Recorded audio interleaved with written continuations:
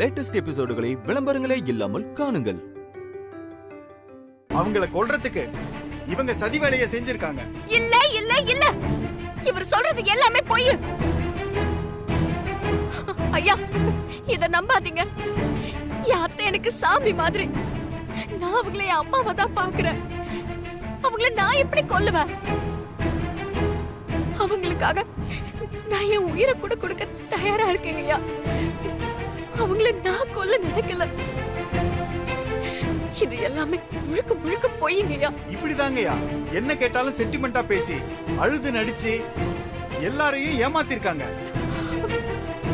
உங்க அனுமதியோட அந்த நர்ஸ் அகிலாவை சாட்சி சொல்ல கூப்பிடுறாங்க ஐயா. வர சொல்லுங்க. அகிலா, அகிலா, அகிலா.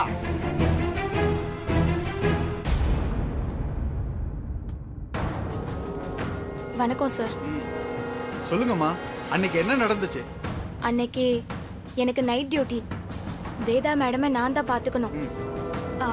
வேதா மேடம் அட்மிட் ஆயிருந்த ரூமுக்கு நான் போனேன் சார். அங்க இந்த பொண்ணு ஒரு இன்ஜெக்ஷன் எடுத்து ட்ரிப்ஸ்ல போட பாத்துச்சு. அத பார்த்த உடனே முதல்ல எனக்கு அதிர்ச்சியா இருந்துச்சு சார். ஏன் இந்த ஊசியை போடுற, யார் உன்னை போட சொன்னான்னு கேட்டதுக்கு இந்த பொண்ணு என்ன அடிக்க ஆரம்பிச்சிருச்சு. இவ அடிச்சதுல பாருங்க, இதோ காயம். எப்படியாவது அவங்களை காப்பாத்தணும்னு நான் போராடினேன். கடைசியா இவளை ரூம்ல வச்சு பூட்டிட்டு நான் டாக்டரை கூட்டிட்டு வரலான்னு போயிருந்தேன். இவ நான் தான் அவங்கள கொல்ல ட்ரை பண்ணேன்னு இப்படியே பிளேட்டை மாத்தி எனக்கு முன்னாடி டாக்டர் கிட்ட சொல்லி நம்ப வச்சுட்டா. ஐயா, அன்னைக்கு வந்தது இந்த நர்ஸ் இல்ல, வேற ஒரு நர்ஸ். அவ கண்ணாடி மாஸ்க் எல்லாம் போட்டிருந்தா. மாஸ்க் போட்டிருந்ததால என்னால முழுசா முகத்தை பார்க்க முடியல. இவ கூட நடந்த ஸ்ட்ரகிள்ல அந்த கண்ணாடியே உடைஞ்சு போச்சு. ஐயா, நம்பாதீங்கய்யா, இவங்க போய் சொல்றாங்க. நான் சொல்றதுதான் என் உண்மை. ஐயா, நான் சொல்றது எல்லாமே உண்மைங்க ஐயா. அதுக்கு மேல அங்க இருந்தா எனக்கு ஆபத்துன்னு தான் நான் ஸ்டேஷன்ல வந்து விஷயத்த சொல்லிட்டேன். ஏங்க இப்படி போய் சொல்றீங்க? நான் என் அத்தையை கொல்ல பார்த்தேனா? உங்களுக்கு எல்லாம் மனசாட்சியே இல்லையா?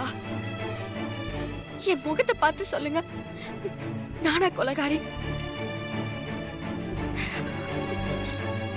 இதெல்லாம் பாவம்க்கா. இப்படி ஒரு பொய்ய சொல்லிட்டு உங்களால நிம்மதியா வாழ முடியுமா? உண்மையை சொல்றவங்க நிம்மதி ஏமா கெட்டு போகணும்? வேற ஏதாவது எவிடன்ஸ் இருக்கா? ஐயா, எவிடன்ஸ் எதுவும் கிடைக்க கூடாதுன்னு சிசிடிவி கேமராவை எல்லாம் ஆஃப் பண்ணிட்டு பக்காவா பிளான் பண்ணிருக்காங்க ஐயா. அது போக போலீஸ் கலெக்ட் பண்ண மத்த எவிடன்ஸ் எல்லாம் உங்க டேபிள் மேல இருக்குங்கய்யா. ஆக்சிடென்ட் நடந்த அன்னைக்கு வேதா மேடத்தோட காரை ஒரு ஆட்டோல துரத்திட்டு போயிருக்காங்க. அதுக்கான சிசிடிவி எவிடன்ஸ் உங்க டேபிள்ல இருக்கு. நான் என் அத்தையை காப்பாத்துறதுக்கு தான் ஆட்டோல போனேன். அவங்களுக்கு ஒரு ஆபத்து இருக்குன்னு உங்களுக்கு எப்படிமா தெரியும்? அது எனக்கு ஒருத்தர் போன் பண்ணி சொன்னாரு. அதெல்லாம் ஒண்ணும் இல்ல. நீ அடியாளங்களை அனுப்பிட்டு வேலை சரியா நடக்குதான்னு பார்க்க கூடவே போயிருக்க. இல்ல, நான் எதுவுமே பண்ணல. உனக்கு வாதாட வக்கீல் யாராவது இருக்காங்களாமா? நான் இருக்கேன்.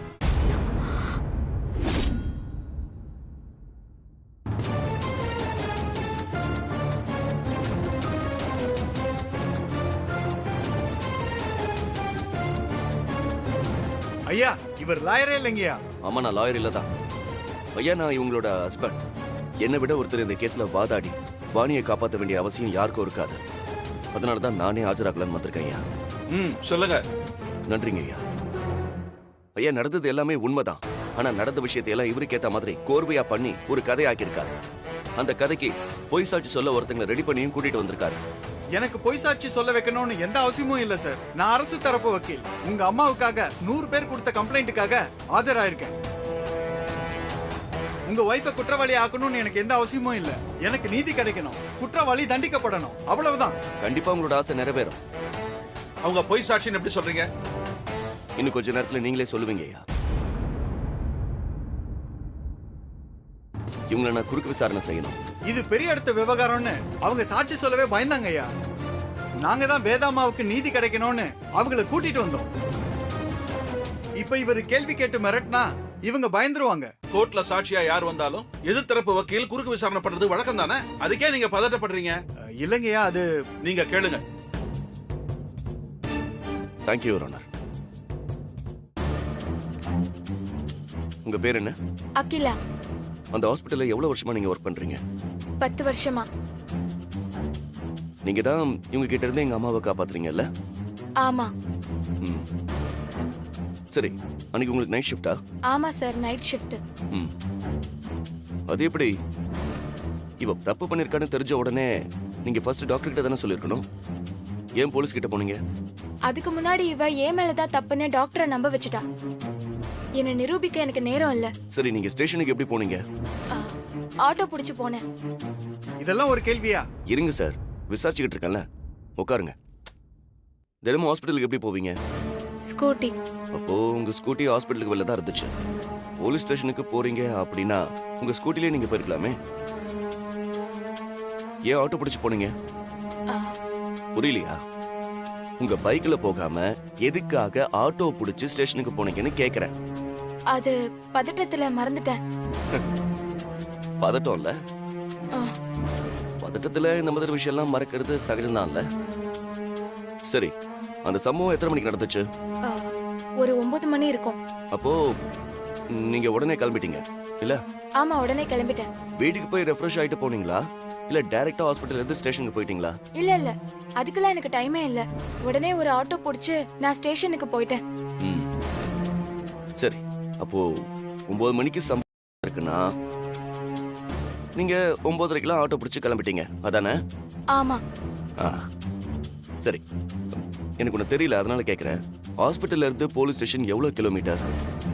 அது தெரியாது. நான் சொல்லவா? வெறும் 3 கிலோமீட்டர் தான். நீங்க நடந்து போயிருந்தா கூட 1/2 மணி நேரத்துல போயிருக்கலாம். நீங்க வேற பதட்டத்துல இருந்தீங்கல்ல, ம், அப்போ கண்டிப்பா ஆட்டோவை நீங்க வேகமா போக சொல்லிருப்பீங்க. எப்படி பார்த்தாலும் 10 நிமிஷத்துல போயிருக்கலாமே. ஆனா நீங்க ஸ்டேஷன்ல கம்ப்ளைண்ட் கொடுத்த நேரம் நைட் 11:30.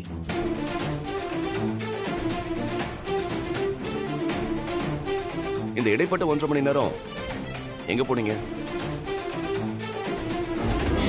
முடியாது. என்னால ஒரு அப்பாவி பொண்ண குற்றவாளியாக்க முடியாது. அது நான் என் தொழிலுக்கு செய்யற துரோகம். நான் கம்ப்ளைண்ட் கொடுக்க மாட்டேன். ப்ளீஸ் என்ன விட்டுருங்க. விடிய விடிய நீ அழுதாலும் நீ சாட்சி சொல்றன்னு ஒத்துக்கிற வரைக்கும் நாங்க உன்ன விட மாட்டோம். ஹலோ,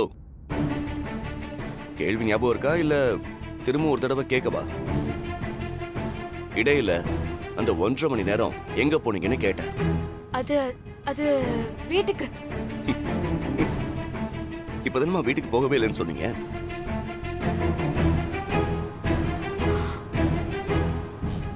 அப்புறம் இன்னொரு விஷயம், நீங்க ஹாஸ்பிட்டல் வாசல்ல ஆட்டோ பிடிச்சு போனதுக்கான எந்த சிசிடிவி எவிடன்ஸும் இல்ல. உங்க ஹாஸ்பிட்டலுக்கு எதிர்க்க ஒரு டீ கடை இருக்குல்ல, அதுல எல்லாத்தையும் செக் பண்ணியாச்சு. யுவர் ஆனர், இவங்க ஆட்டோ பிடிச்சு போகவே இல்லை. ஆனா 11:30 மணிக்கு ஸ்டேஷனுக்கு போயிருக்காங்க.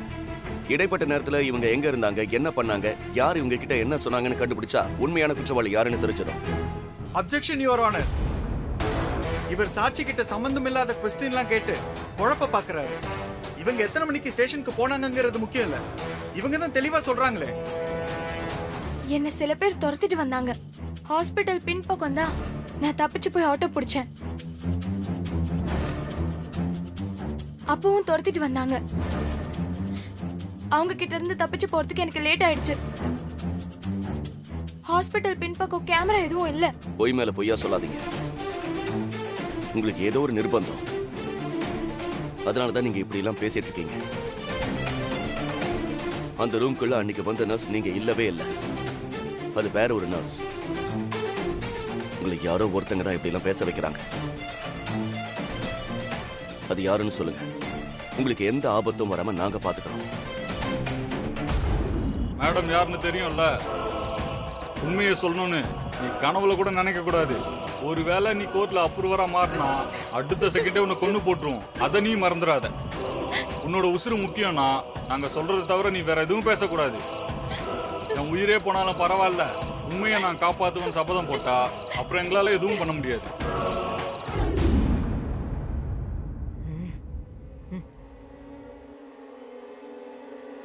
இங்க பாருங்க, நீங்க சொல்ல போற உண்மையில எங்க 2 பேரோட வாழ்க்கை இருக்கு. அவ ஒன்றும் பெரிய கோடீஸ்வரம் வீட்டுல பிறந்து வளர்ந்த பொண்ணு இல்ல. உங்களை மாதிரி சாதாரணமான பொண்ணு. கஷ்டப்படுற யாரை பார்த்தாலும் உதவி பண்ணணும்னு நினைக்கிறவ. இவ்வளவு மாதிரி ஒருத்திக்கு இப்படிலாம் நடக்கவே கூடாது. கனவுல கூட மத்தவங்களுக்கு கெட்டது பண்ண நினைக்க மாட்டா. ப்ளீஸ் தயவு செஞ்சு உண்மையை சொல்லுங்க. இவ அதை செய்யல. யார் செஞ்சிருப்பான்னு உங்களுக்கு கண்டிப்பா தெரிஞ்சிருக்கும். தயவு செஞ்சு உண்மையை சொல்லுங்க. நீங்க எத்தனை தடவை திருப்பி திருப்பி கேட்டாலும் நான் சொல்றதுதான் உண்மை. இந்த பொண்ணு தான் வேதா மேடம் கொல்ல ட்ரை பண்ணுச்சு. அதை என் 2 கண்ணால பார்த்தேன். நீங்க என்ன குழப்பி என்ன பொய் சொல்ல வைக்க பாக்குறீங்க. இதுக்கு மேல நீங்க என்ன எதுவும் கேட்காதீங்க. எங்கம்மா போற? கொஞ்சம் நில்லு. அவ்வளவுதான் யுவர் ஆனர். சார் சொல்ற மாதிரி இவங்களுக்கு ஆபத்து வந்தது, இவங்களை சில பேர் மிரட்டினது, அதெல்லாம் இவங்க செட் பண்ண ஆளுங்க தான். வாழ போன வீட்டுல மாமியாருக்கு பிடிக்கலனா அவங்களுக்கு பிடிச்ச மாதிரி நடந்துகிட்டு குடும்பத்துல ஒரு ஆளா மாறணும்னு நினைக்கிற மருமகளை தான் நம்ம பார்த்திருக்கோம். ஆனா இந்த பொண்ணு இவங்க மாமியாரே கொல்ல பார்த்திருக்கு. இந்த மாதிரி கொலைகாரிக்கெல்லாம் கடுமையான தண்டனை கொடுக்கணும். அப்பதான் மத்தவங்களும் திருந்துவாங்க. இவர் ஆனர் யாரு கொலைகாரி? சும்மா விட மாட்டேடா. Order order order. Behave yourself. கோர்ட்ல இந்த மாதிரி நடந்துக்க கூடாது. தெரியாதா உங்களுக்கு? ஐயா, அவரு இதுக்கு என்ன தண்டனை தெரியுமா? கண்ணு முன்னாடி ஒரு அநியாயம் நடந்துட்டு இருக்கியா? இதை எப்படி நான் வேடிக்கை பார்த்துட்டு இருக்க முடியும்? இவர் சொல்றது எல்லாமே போய். அதுக்கு உங்ககிட்ட என்ன ஆதாரம் இருக்கு? கோர்ட்ல இவங்க சப்மிட் பண்ணிருக்கிற ஆதாரம் எல்லாமே உங்களுக்கு எதிராக தான் இருக்கு. சாட்சியும் ஸ்ட்ராங்கா இருக்கு. இதுக்கு மேல என்ன வேணும்? இல்லங்கய்யா, நான் என்ன சொல்ல வரேன்னா, நீங்க எதுவும் சொல்ல வேண்டாம்.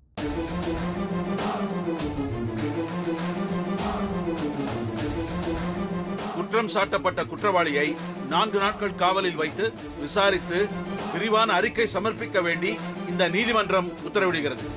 நிறுத்துங்க.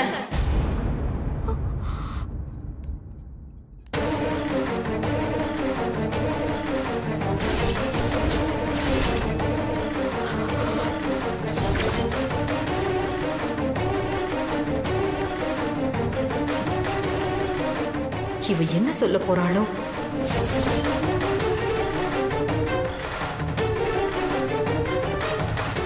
அம்மா, அம்மா, சஞ்சய்,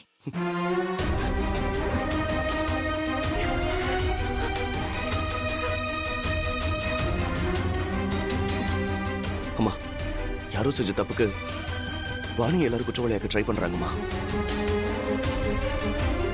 அம்மா, அவதான் உங்க உயிரையே காப்பாத்தினது.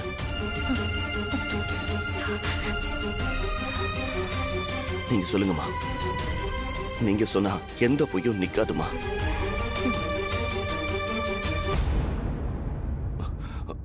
ஐயா, எங்க அம்மா. வணக்கம் யுவர் ஆனர். என்ன நடந்துச்சுன்னு எனக்கு நல்லா தெரியும்.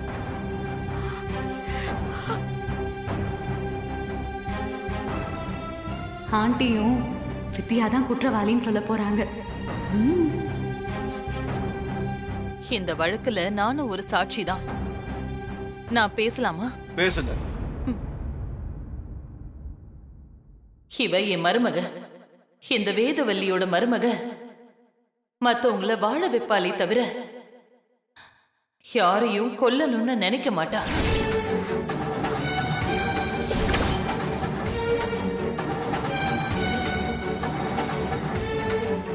இவ 2 வருஷமா என் வீட்டுல ஒருத்தியா வாழ்ந்துட்டு இருக்கிற பொண்ணு. இவ என் மருமகளானதுல எனக்கு வருத்தம் இருக்கு. அத நான் இல்லைன்னு சொல்லல. அதுக்காக இப்படி ஒரு கேவலமான வேலையை அவ எப்பவுமே செய்ய மாட்டா.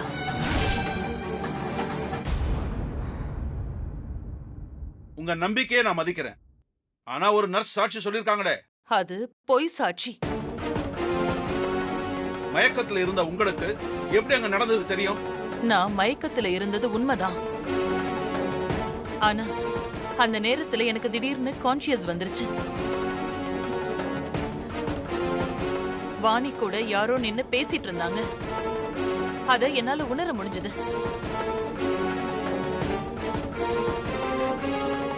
என்ன சுத்தி நடக்கிறது எல்லாம் என்னால கேட்க முடிஞ்சது. என் மருமக என்ன கொல்ல ட்ரை பண்ணல, அவதான் என் உயிரையே காப்பாத்துனா. என்ன கொல்ல வந்தது வேற யாரோ, அத என்னால உறுதியா சொல்ல முடியும். என்ன நடக்குதுங்க? ஆண்டியே இந்த வித்யாக்கு சப்போர்ட் பண்ணி பேசிட்டு இருக்காங்க. வாணி எந்த தப்புமே செய்யல, அவ நிரபராதி.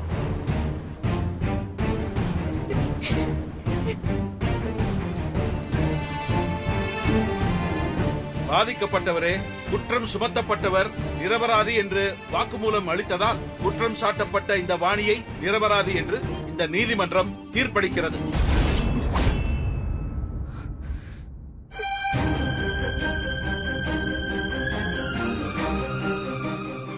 உண்மையான குற்றவாளியை கண்டுபிடிக்கவும், பொய் சாட்சி சொன்ன பெண்ணை காவலில் எடுத்து விசாரித்து சரியான அறிக்கை சமர்ப்பிக்கவும் இந்த நீதிமன்றம் உத்தரவிடுகிறது.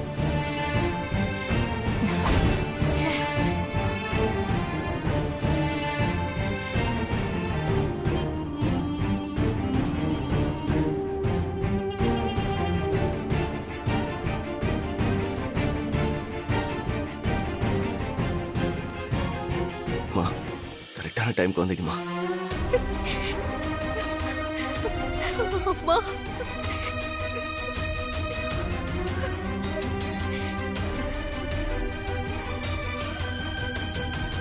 நான் இப்ப உயிரோட இருக்கேன்னா அதுக்கு காரணமே நீதான். ஏன் உசுர காப்பாத்தின ஒண்ண நான் கை விட்டுடுவேனா? ஆனா ஒரு விஷயம், இதுக்கு பின்னாடி யாரு இருந்தாலும் அவங்கள நான் சும்மா விட மாட்டேன்.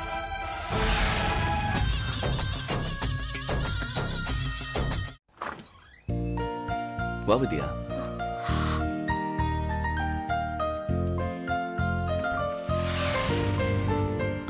சஞ்சய், கோர்ட்ல என்ன எங்கேயோ முக்கியமான இடத்துக்கு கூட்டிட்டு போறேன்னு சொல்லிட்டு ஹோட்டலுக்கு கூட்டிட்டு வந்திருக்கா? வா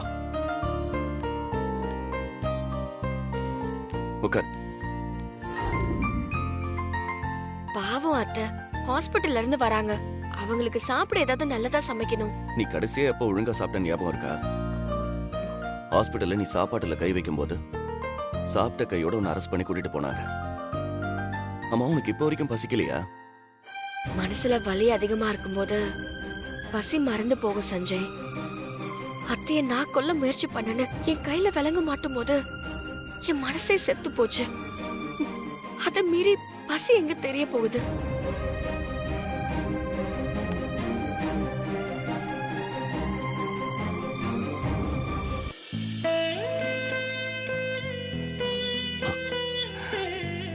கல்யாணம் பண்ணிக்கிட்டு ரொம்ப கஷ்டப்படுறல. உயிர் போற நிலைமை வந்தாலும் நீ என் கூட இருந்தா அது ஒரு கஷ்டமா எனக்கு தெரியவே தெரியாது. எனக்கு எங்க உன்னை விட்டு பிரிஞ்சு போயிருவேணுங்கிற பயம் வந்துருச்சு சஞ்சய். அதான் எனக்கு கஷ்டமா இருந்துச்சு. இப்பதான் உன்னை பாத்துட்டேனே, உன் கூட இருக்கேனே, நீ ஏன் கைய புடிச்சிருக்க, அது கொடுக்கிற நம்பிக்கையில கஷ்டம் எல்லாம் காத்து மாதிரி கரைஞ்சு போயிரும். Sir, order please. வித்யா, என்ன சாப்பிடுற? சோறு இருக்குமா? சோறு, ஊத்திக்கு ஏதாவது குழம்பு, கொஞ்சம் ஊறுகாய் இருந்தா கொண்டு வாங்க, அது போதும். ஆர்டர் எடுத்துக்கங்க.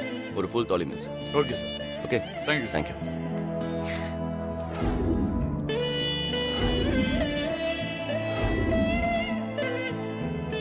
இரு கூட.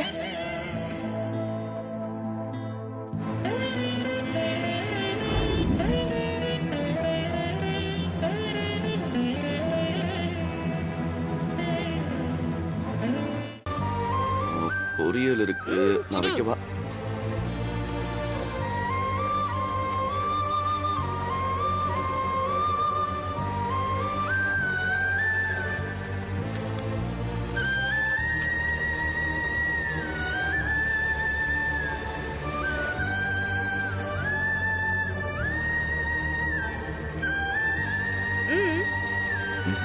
ஒன்றும் இல்லை.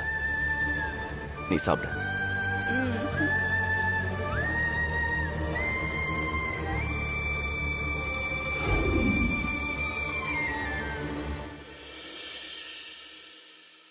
சாப்பாடு நல்லா இருந்துச்சா? இருந்த பசிக்கு ருசி எல்லாம் தெரியல சஞ்சய். இப்போ கண்ணு தெளிவா தெரியுது. மயக்கம் போயிருச்சு. பசி இல்ல, அது போதும். சரி, வேற ஏதாவது சாப்பிடுறியா? போதும், நான் கை கழுவிட்டு வந்துடுறேன். போயிட்டு வா. ம்.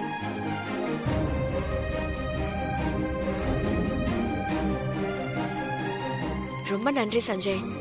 எதுக்கு?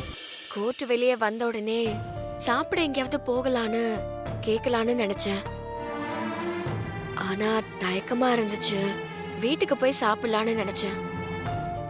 ஆனா அந்த இடத்துல நான் சொல்லாமலேயே என் வயிற்று பசிய தெரிஞ்சு என்னை சாப்பிட கூட்டிட்டு வந்தல, அதுக்கு எனக்கு என் அம்மா ஞாபகம் வந்துருச்சு சஞ்சய். ஹே, என்ன வித்யா நீ? கட்டின பொண்டாட்டியோட பசியை கூட புரிஞ்சுக்க முடியாதவன் நல்ல புருஷனாவே இருக்க முடியாது. இதுக்கு நீ நன்றி எல்லாம் சொல்லக்கூடாது. ம்? ம்.